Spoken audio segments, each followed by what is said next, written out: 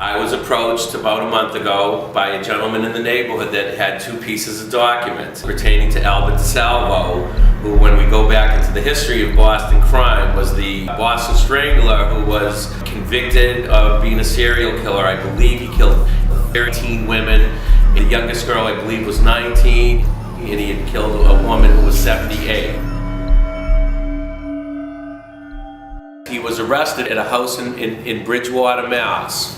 There was really no physical evidence pertaining to DeSalvo in the crimes, but he knew enough of the details where he was convicted, where he then was brought to Bridgewater State Hospital for evaluation, where he escaped. I believe it was a day or 2 days later, and then he turned himself in. And the reason why he turned himself in is because he wanted to bring to the public how bad people were being treated at Bridgewater State Hospital. That's what he had said.